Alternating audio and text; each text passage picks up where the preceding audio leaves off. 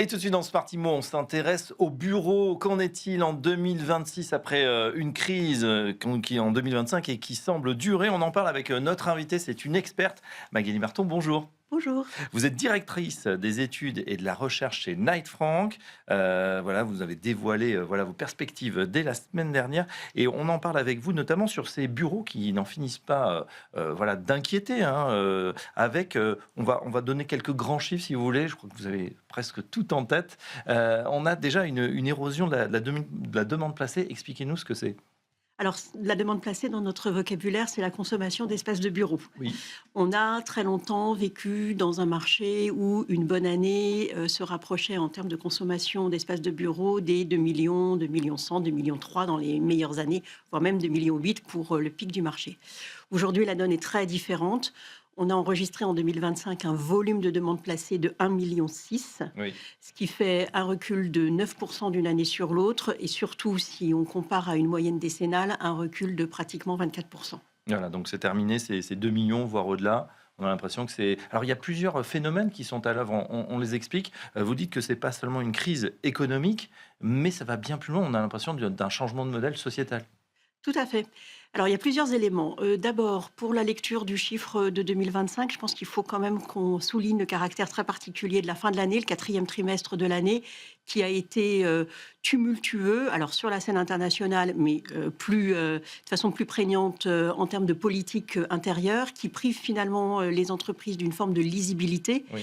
et qui, du coup, les tempère dans leurs enthousiasmes d'un projet immobilier. Donc, on a eu un très, très faible volume de commercialisation à la fin de l'année. Coup de frein brutal. Brutal, ce qui est assez inhabituel et ce qui fait qu'on a ce volume très très contraint pour l'année 2025. Alors ça, c'est conjoncturel. Mais il y a quelque chose de plus structurel qui est en train de se jouer. Les entreprises d'abord sont en train de changer leur mode d'organisation du travail, hein. Télétravail, flex office, ce qui fait que leur empreinte immobilière tend à se contracter. Elles prennent moins de mètres carrés. Et puis ce défaut de lisibilité fait qu'elles ont beaucoup reporté aussi, peut-être s'inédier un certain nombre de projets immobiliers. Ouais, est-ce que vous pensez qu'il pourrait y avoir justement, avec ce coup de frein, après ce coup de frein, une reprise pour ce premier trimestre ou ces premiers? C'est ce qu'on va observer attentivement Alors c'est là pour un ces peu le derniers. paradoxe du marché français immobilier dans toutes ses composantes, c'est qu'on a plutôt des indicateurs macroéconomiques relativement positifs. Bien sûr, ils pourraient être plus élevés, mais croissance supérieure à 1% en termes de PIB. On a encore un emploi salarié qui est un peu en deçà des ratios usuels, mais il y a tout de même une dynamique économique, mais qui est complètement annihilée finalement, un peu comme si elle était paralysée par des éléments exogènes qui font que les entreprises réfléchissent à deux fois avant d'initier un projet immobilier.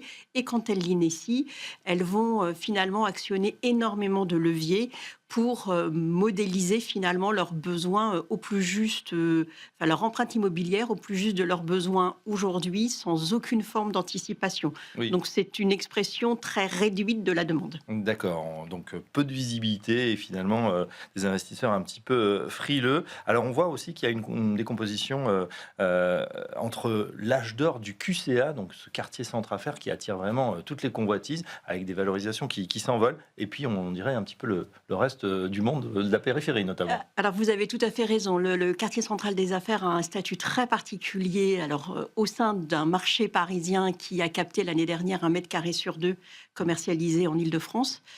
Et puis, le quartier central des affaires, parce que On rappelle où prestigieux. c'est pour ceux qui... Alors, c'est la grande majorité des arrondissements, le premier, le deuxième, le huitième, le neuvième, le 16e et le 17e. Hum.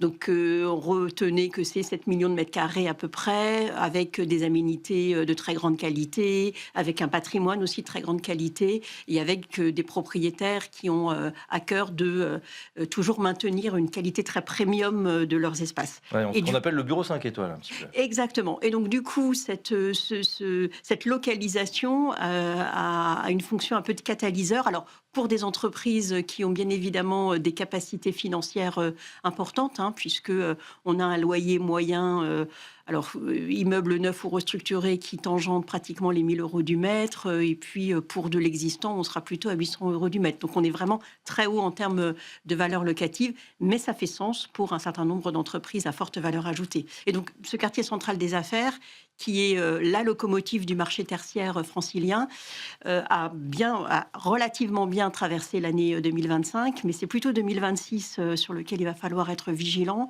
parce que pour la première fois, enfin une rare fois de son histoire, Oui. on a aujourd'hui plus d'offres disponibles sur le marché dans le QCA que de consommation. Finalement de mètres carrés. Et l'année 2026, on a identifié un afflux assez important de surface sur le marché, ce qui fait qu'on va se retrouver avec beaucoup plus d'offres que de demandes aujourd'hui exprimées et concrétisées au travers de transactions.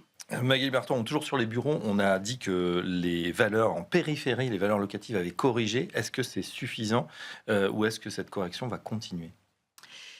Alors 2025, c'est plutôt les premiers signes d'une correction qu'on attendait depuis longtemps, compte tenu d'un déséquilibre très important, hein, entre, encore une fois, Mhm. l'offre et la demande.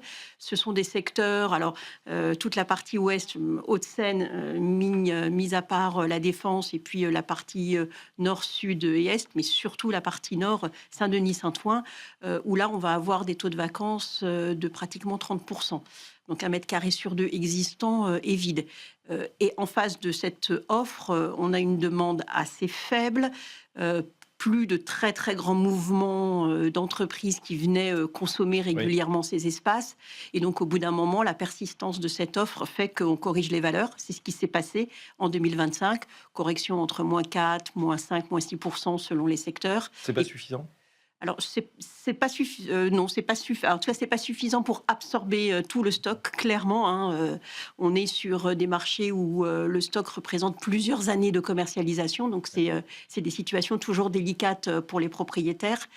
Il y a fort à parier qu'une partie de ces mètres carrés vacants ne trouveront plus jamais, d'utilisateurs, en tout cas dans un usage bureau, alors à réfléchir sur une possible reconversion. Reconversion, réversibilité des bureaux en logement, en hôtel. Voilà, bon, Tout à fait. on en parle beaucoup sur cette antenne. On a évidemment, vous avez dans l'étude fait un point sur le résidentiel, mais je voudrais qu'on s'attache plutôt à tout ce qui est logistique et data center. On voit que c'est en train de... le taux de vacances, en tout cas, est en train d'augmenter. Alors très légèrement, mais c'est quand même peut-être un signe. On est passé à 6,8%. C'est 1% de plus que l'année précédente. Oui, tout à fait. Alors ça, c'est une moyenne francilienne, effectivement, sur les surfaces d'entreposage vacantes.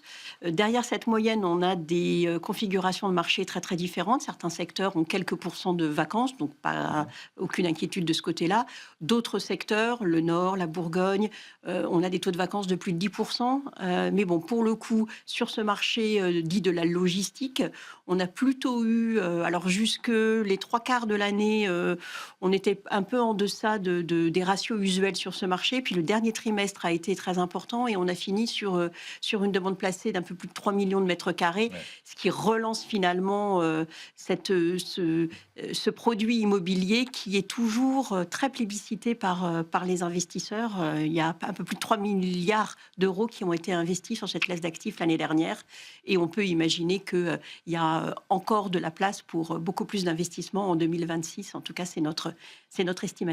Et voilà, peut-être rebond de l'investissement logistique en 2026. Derrière, bien sûr, hein, il y a tout le e-commerce dont nous sommes friands et de plus en plus consommateurs. Voilà pour ces perspectives sur les bureaux et sur la logistique. Merci Magali Marton. Je rappelle que vous êtes directrice des études et recherches chez Knight Frank France, et à très bientôt sur Smart Imo.